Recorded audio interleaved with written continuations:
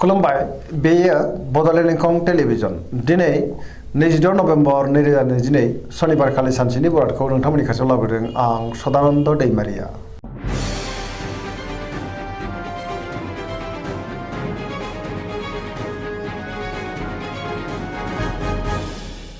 सिगां फरायनो लादों मेष राशि गिबि हांखो अ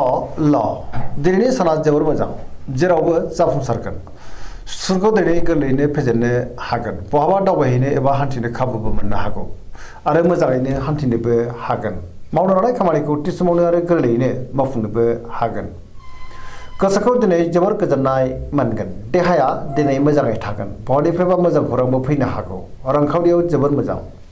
गोबां धोन आरजिनो हागोन आयाबो बांनो हागौ बेफार फालांगियाव दिनै जोबोर मोजां मुलाम्फा मोनगोन सोरबा लोगोनिफ्राय थोजासे हेफाजाब मोननो हागौ नखराव दिनै अननानै फैगोन बिमा बिफानिफ्राय अननाय आरोफोरखौ मोननो हागौ गुबुननि गोसोखौ गोरलैयै बोनोबो हागोन गोसोनि बोलोआ बांगोन समाजाव मान मोनगोन लाइमोनफोरा दिनै जोबोर खुसि जागोन आरो गावबा गावनि गोसोनि साननायखौ फोरमायलायनोबो हागोन फरायसाफ्रा दिनै फरायनायाव गोसो दुंखांगोन आरो मोजां फिथाइ मोनगोन। वृष राशि गिबि हांखो इ अ ब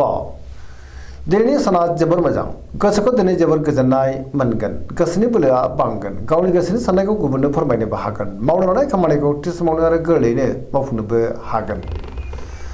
माबा मोनसे मोजां खौरां फैनोबो हागौ समाजाव मान मोनगोन रांखावरियाव मोजां बेफार फालांगियावबो मोजां होनजायो आयाबो बांनो हागौ नखराव दिनै बिसि फिसायनि गेजेराव अननानै फैगोन बिदा फंबायजों मोजां सोमोन्दो थागोन बिमा बिफानि अननाय आरोफोरखौ मोननो हागौ देहाया मोजाङै थागोन अब्लाबो नाथाय जानाय लोंनायाव सांग्रां जानांगोन गुबुननिफ्राय थोजासे हेफाजाब मोननो हागौ सोरबा लोगोनिफ्राय मोजां खौरां फैनोबो हागौ गोसोनि साननायफ्रा दिनै जाफुंगोन पजिटिभ एनार्जिनि गोहोमबो गोग्लैगोन।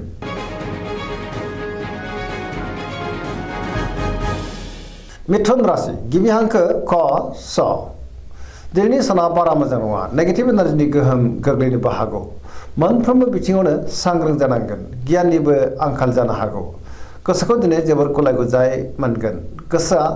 उसाव बादाव जानोबो हागौ देहाया दिनै बारा मोजां थानाय नङा जानाय लोंनायाव सांग्रां जानांगोन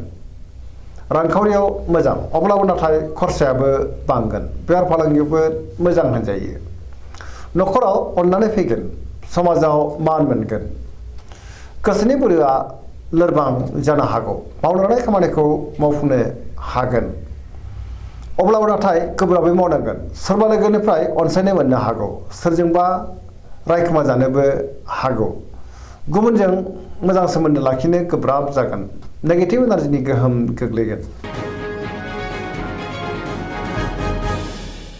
कर्कट राशि गिबि हांखो ड ह दिनैनि साना जोबोर मोजां गोसोखौ दिनै जोबोर गोजोननाय मोनगोन सोरबा लोगोनिफ्राय मोजां खौरां फैनोबो हागौ गुबुनजों बाख्नाय जानोबो हागौ गोसोनि साननायफोरा जाफुंगोन गोसोआव दिनै पजिटिभ साननाय फैगोन गोथों आरो गोग्गो साननो रोंगोन गियाननि आंखाल जानाय नङा मावनो लानाय खामानिखौ थि समावनो आरो गोरलैयैनो मावफुंनोबो हागोन रांखावरियाव जोबोर मोजां बेफार फालांगियावबो जोबोर मोजां होनजायो नखराव दिनै अननानै फैगोन सोरबा लोगोजों बाख्नाय जानो हागौ समाजाव लोगो लेवा बांगोन देहाया मोजाङैनो थागोन गुबुननिफ्राय थोजासे हेफाजाबबो मोननो हागौ समाजाव दिनै बयजोंबो अनसायजागोन फरायसाफ्रा फरायनायाव गोसो दुंखांगोन आरो मोजां फिथाइ मोननोबो हागोन गुबुनजों मोजां सोमोन्दो लाखिनोबो रोंगोन पजिटिभ एनार्जिनि गोहोम गोग्लैगोन।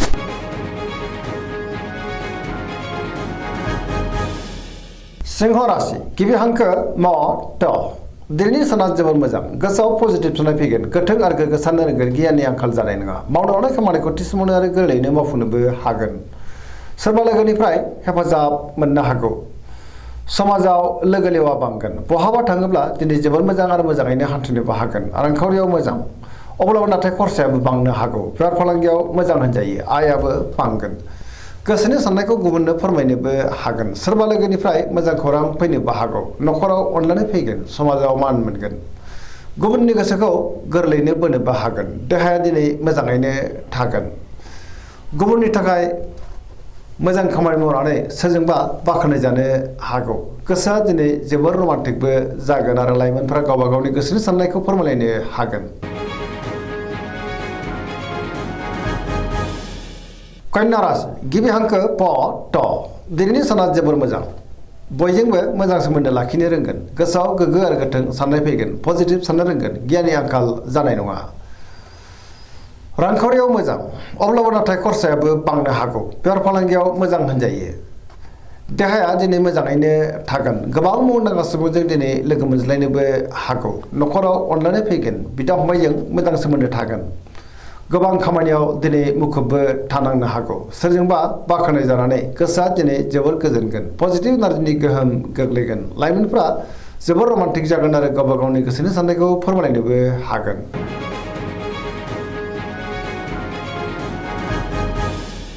तुला राशि गिबि हांखो र ट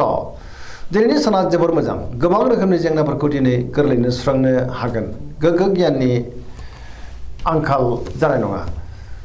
गोथों आरो गोग्गो साननो रोंगोन गोसोनि साननायफ्रा जाफुंनो हागौ मावनो लानाय खामानिखौ मावफुंनो हागोन देहाया मोजाङै थागोन रांखावरियाव मोजां अब्लाबो नाथाय खरसायाबो बांनो हागौ बेफार फालांगियाव मोजां न'खराव बिसि फिसायनि गेजेराव अनलायनाय फैगोन समाजावबो मान मोनगोन गुबुननि गोसोखौ गोरलैयैनो बोनोबो हागोन सोरबा लोगोनिफ्राय मोजां खौरां फैनोबो हागौ गोदान थांखि लानो रोंगोन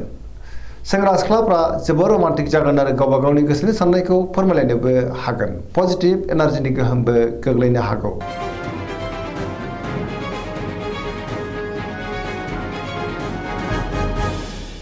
वृश्चिक राशि गिबि हांखो न स दिनैनि साना जोबोर मोजां बयनिबो अनसायनाय मोननानै गोसोखौ दिनै जोबोर गोजोननाय मोनगोन गुबुनजों मोजां सोमोन्दो लाखिनो रोंगोन गोसोआव पजिटिभ साननाय फैगोन पजिटिभ एनार्जिनि गोहोमबो गोग्लैनो हागौ समाजाव लोगो लेवा बांगोन गोसोआव गोग्गो आरो गोथों साननाय फैगोन मावनो लानाय खामानिखौ थि समावनो आरो गोरलैयैनो मावफुंनोबो हागोन गुबुननिफ्राय थोजासे हेफाजाब मोननो हागौ गोसोनि साननायफ्रा जाफुंगोन गोसोआव पजिटिभ साननाय फैगोन गोसोनि बोलोआबो बांगोन समाजाव बयजोंबो अनसायजागोन न'खराव अननानै फैगोन रांखावरियाव मोजां अब्लाबो नाथाय खरसायाबो बांनो हागौ बेफार फालांगियाव जोबोर मोजां होनजायो देहाया दिनै मोजाङैनो थागोन गुबुननिफ्राय थोजासे हेफाजाबबो मोनगोन फरायसाफ्रा दिनै फरायनायाव गोसो दुंखांगोन आरो मोजां फिथाइ मोनगोन लाइमोनफ्रा जोबोर रमान्टिक जागोन आरो गावबा गावनि गोसोनि साननायखौ फोरमायलायनोबो हागोन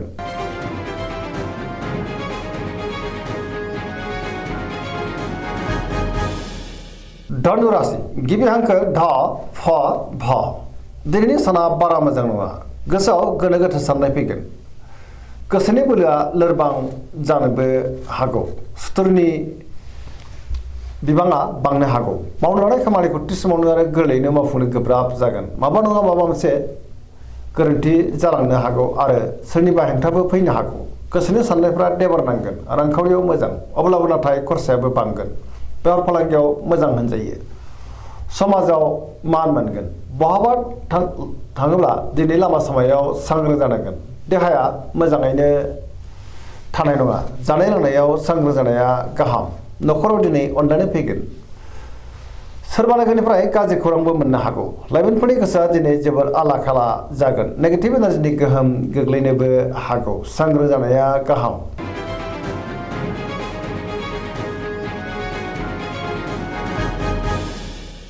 मकर राशि गिबि हांखो ख ज दिनैनि साना मोजां आरो गाज्रिनि गेजेरजों बाबेलांगोन गोसोनि साननायफ्रा देबार नांनो हागौ मावनो लानाय खामानिखौ मावफुंनो गोब्राब जागोन रांखावरियाव मोजां अब्लाबो नाथाय खरसायाबो बांगोन बेफार फालांगियावबो मोजां होनजायो गुबुनजों मोजां सोमोन्दो लाखिनो रोंगोन अब्लाबो नाथाय सोरनिबा गाज्रि नोजोर गोग्लैनो हागौ गोदान खामानियाव आखाइ होजेननो हानाय नङा माबा नङा माबा मोनसे गोरोन्थिबो जालांनो हागौ न'खराव अननानै फैगोन बिदा फंबायनिफ्राय थोजासे हेफाजाबबो मोनगोन सेंग्रा सिख्लाफ्रा गावबा गावनि गोसोनि साननायखौ फोरमायलायनो हागोन फरायसाफ्रा दिनै फरायनायाव गोसो दुंखांगोन आरो मोजां फिथाइ मोनगोन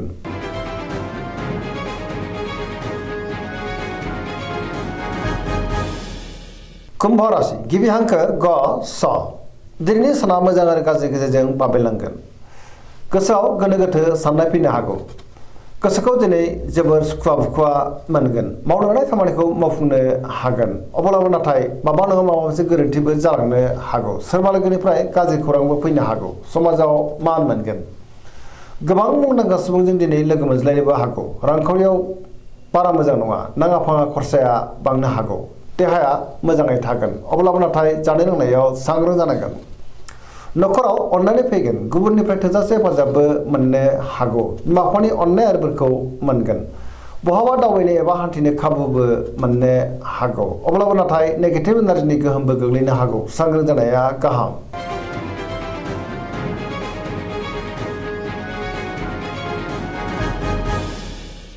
मीन राशि गिबि हांखो ड स दिनैनि साना जोबोर मोजां गुबुननि थाखाय गोबां मोजां खामानि मावनानै होनोबो हागोन गोसोआव पजिटिभ साननाय फैगोन गोथों आरो गोग्गो साननो रोंगोन गियाननि आंखाल जानाय नङा गोसोनि बोलोआ बांगोन गावनि गोसोनि साननायखौ दिनै गुबुननो फोरमायनोबो हागोन देहाया मोजाङै थागोन रांखावरियाव मोजां बेफार फालांगियावबो जोबोर मोजां मुलाम्फा मोनगोन न'खरावबो अननानै फैगोन सोरजोंबा बाख्नाय जानो हागौ लाइमोनफोरनि गोसोआ दिनै जोबोर रमान्टिक जागोन आरो गावबा गावनि गोसोनि साननायखौ फोरमायलायनोबो हागोन सोरजोंबा बाख्नाय जानो हागौ फरायसाफ्रा फरायनायाव गोसो दुंखांगोन आरो मोजां फिथाइ मोननोबो हागोन पजिटिभ एनार्जिनि गोहोम गोग्लैगोन। दिनैनि राशि फरायनाया एसेनोसै जोबनायाव बेखौनो खावलायो जाहाथे नोंथांमोना सानफ्रामबो जोंनि बे बड'लेण्ड इंखं टेलिभिजनखौ नायबाय थायो आरो साबस्क्राइब खालामो लोगोसे लाइक खालामो आरो शेयार खालामो एसेनोसै गोजोन्थों।